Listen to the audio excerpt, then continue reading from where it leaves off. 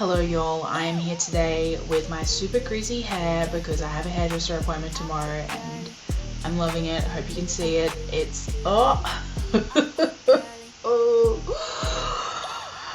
thank you for joining me today because I am talking about something that's pretty important. And if you've read the title of this podcast and decided to listen to it, then you're a sick friend and we need more sick friends in the world, so thank you for being you.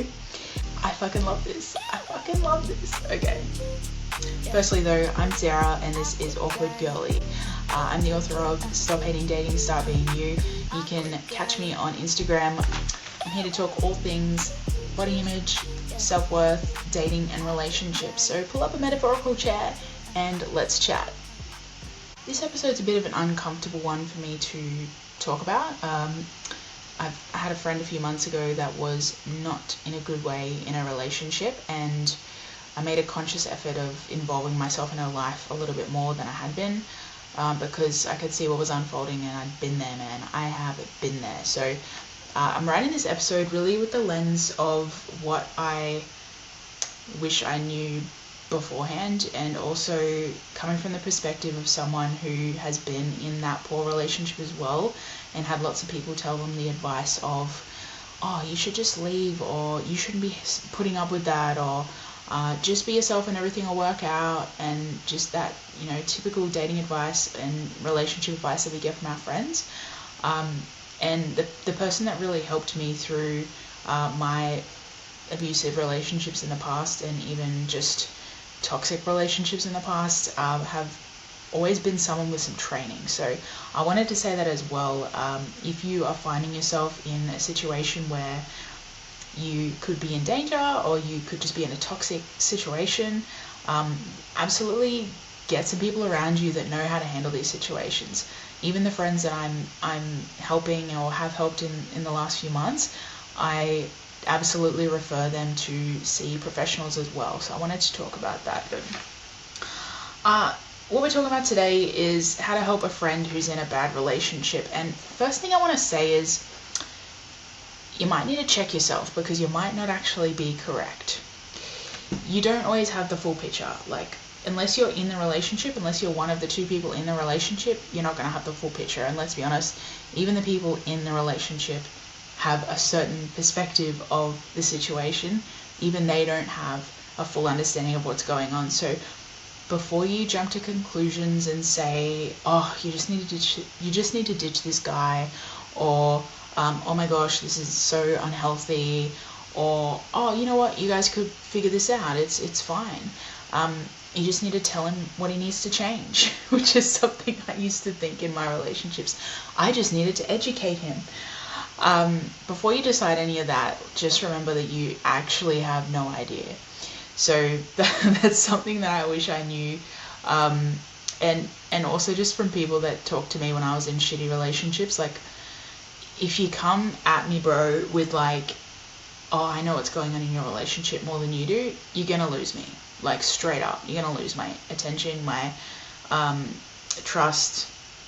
Like, your perspective isn't gonna matter to me if I think that you know what's going on, because man, I don't even know what's going on. So first and foremost, like, you might not be right. So we kind of need to stop and check ourselves, because a lot of the time the information that we're getting from our friend is the drama, it's the tea, it's the interesting stuff. That's what we're hearing a lot about. So of course we're going to get a certain perspective of that relationship, because we're only hearing the drama, we're only hearing the interesting stuff that's worth talking about. So my way of handling this now, and you know, like I said a few months ago, I was in this situation with a friend, is to really approach this situation with curiosity. You want to be asking a lot of questions. You want to be trying to see what they feel about the situation, and then obviously you can use those questions to drive the conversation in a way that might allow them to question what's going on in the relationship as well. So that's the first one. It's so easy to say, just end it, you know, it's just easier. And I mean, even in my past relationships, I've felt like it is an easier option sometimes to just end the relationship than to work on what's going on. But we got to stop throwing the baby out with the bathwater here. Like sometimes, and this is my second point, sometimes your friend is the one who's responsible for showing up differently in the relationship. That it's not their fault that they're in this situation, but it's still their responsibility to respond in a different way, to show up in the relationship in a different way. So sometimes the things that people need help with in a relationship isn't how to get out of it or how to choose a better guy. Sometimes they actually need to look in the mirror and go, I need to get better at communicating, or I need to get better at boundaries. Because if you're, and I did this a lot in one of my past relationships, if you're constantly bitching about your partner, are you bitching to them? Because you probably should be bitching to them, because they're the person that needs to hear your grievances, not your friends. Look, we all got to vent to our friends, but it's way more important that our partner actually hears our issues with them, right? So that's communication. And then if you're getting frustrated in situations but it keeps happening, where's your boundaries at, bro? Like, what do they say? If you fool me once, fool on you. If you fool me twice, fool on me. No, shame on me. Yeah, if you fool me once, shame on you. If you fool me twice, shame on me. And that's boundaries, right? Like, we need to show up in our relationships taking responsibility for the outcomes of what's happening inside them. And that's why we need to approach our friends with curiosity in these conversations, so we're not just throwing the baby out with the bathwater. I'm going to keep this episode super punchy because I think that's all that you really need, right? So my third and final piece of info for this situation is to absolutely not give people lectures.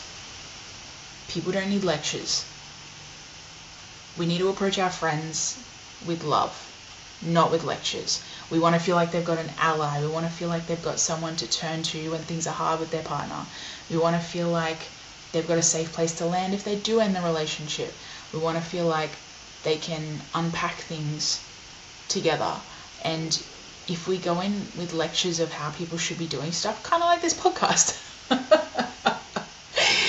then they're not going to be able to show up the way that they need to in the relationship, whether that's positive or negative for the relationship. So love, not lectures. And when I say handling our friends with love in this situation, we want to show them a few things that is actually nothing to do with the relationship, it's to do with them. So what I would need if I'm going through a difficult time in my relationship, I need to be reaffirmed that I am loved by other people. So if my friends come around me and help me feel really loved and understood, then I'm not going to feel like my only source of love and care and attention and good times is my partner. Because when that happens, it becomes really hard to make rational decisions about relationships, because you feel like it's all or nothing with your relationship and you feel like there's no way out. If I end this relationship, I've got nothing. So we want to feel like there's love outside of our soul relationship. We also want to feel like there's a life outside of our relationship, so there's somewhere to turn, there's something positive. So if you are going to leave the relationship, and I'm not saying that we should be looking at these bad or uncomfortable situations in relationships as a reason to leave the relationship, but we want to feel like we're making decisions with that option in mind. If that option is not even on the table, then we're not going to make decisions clearly, right? So we want to feel like if we were to leave this relationship, that we're not jumping from a warm bed into a cold ocean. We want to feel like it's a warm bed to like maybe a really comfortable sofa. So we want to feel like there's options outside of the relationship that aren't terrible and uncomfortable. So sharing love with our friends can help them feel like this won't be do or die, right? If this doesn't work out. Feeling like they're lovable because they're being loved by other people as well can ensure that they know that their needs are worthy of being met. If this was a toxic relationship where their partner isn't meeting their needs, but is also kind of influencing them to believe that their needs are invalid, then it's really important as a friend to show up and remind them that the things that they need, they're deserving of. The things that they want in a relationship aren't out of bounds. They're not unreasonable. And this is where you can play a little bit of devil's advocate and ask those pointed questions. If this were you in that situation, what advice would they give you? Because giving someone lectures not going to work, right? We got to work on what they think about the situation, not what we think about the situation. I know I said I was only going to give 3 points of information, but I think this deserves to be its own entire point. Number 4, don't villainize their partner.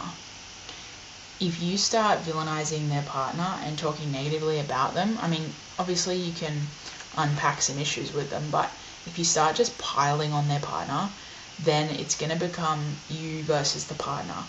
And that might work fine for this conversation that you're having today, but in 2 days' time, when they got to choose between feeling good about the person who is their friend and gave them good advice, or feeling good about the person who gives them O's and is laying next to them right now and feels like their safe space, they're not going to choose you. And then you're going to be in this situation where you're getting pushed away by your friend and it's not going to help them. So don't villainize their partner. And I'll give you this, right? I only know this because this all happened with me, and my psychologist was the person that helped me the most through all of this shit, right? And I listened to her when she said, "Oh, do you think that was a good response from him?" Because she also said positive things about him. She also said, "Oh, wow, that was really thoughtful of him." And she recognized the positive things in my partner because I wanted to believe those positive things were there as well, right? And if she didn't recognize those positive things, if she just piled on him constantly, then I was just going to dismiss her opinion, because I was thinking like, it's not a full complete picture of the situation. She doesn't actually understand me. And if we feel like the person sitting across from us, our friend, is actually understanding us, then we're more likely to open up to them about what's really going on. So I had a friend a few months back where things weren't looking that bad with this partner, but the more I normalized fights in relationships or shitty things happening in relationships, she opened up to me a lot more. And that's helpful, right? Because the more information that you have, the more you can see what's really going on, so we're not jumping to conclusions. So I'll give one caveat as well here, that we're talking outside of DV situations. DV situations aside, this advice stacks. But if you're feeling like your friend is not safe, then that's a whole different ball game here, right? We're just talking about bad relationships as far as relationship issues. That's my little caveat. So we all want our friends to be safe, right? So to wrap it up, we want to be listening and empathizing. We want them to understand that we have been there, or at least we understand where they're coming from. You feel what they're feeling. You understand how you got into this situation. You understand how they must be feeling really confused right now. You understand how difficult it is to make these decisions. That's the first thing, listening and empathizing. Secondly, not jumping to conclusions. We want to see what's going on. It's not always that simple. It can be quite complicated, especially when you're talking about people living together, talking about other people involved in the relationship. It's not always that simple, and we can't just go throw the baby out with the bathwater and say, "Oh, we're all over and done with here," because if it were that simple, they wouldn't need to talk about this so much. But the reason they're trying to unpack it and understand what's going on in their mind and talk to you about this is because it isn't simple to them. It might look simple to you, it's not simple to them, so please don't make them feel like they're silly or something for this being a difficult thing to do. Because if you're living with someone, if you're feeling like you're getting a lot of your validation from that person, whether you're conscious of that or not, it's not that simple to just walk away from a bad relationship, right? And we should remember that. Giving our friends love, not lectures. and reminding them that there's a life outside of the relationship. If they believe that they are beautiful and awesome and lovable, and they believe that the world outside of their relationship is a nice place to be, that gives them so many more options. And options are so good. Thanks guys, short one here for you today, but I just wanted to jump on here and share this. I would love to hear your comments underneath. This is one of my first podcasts that I'm doing on my own, so I love feedback, I really do. This is an exercise I'm doing to get better at articulating my concepts, get better at sharing my ideas, and just get more comfortable with talking about this stuff as well and see what resonates with people. So thanks for joining me here on Awkward Girlie.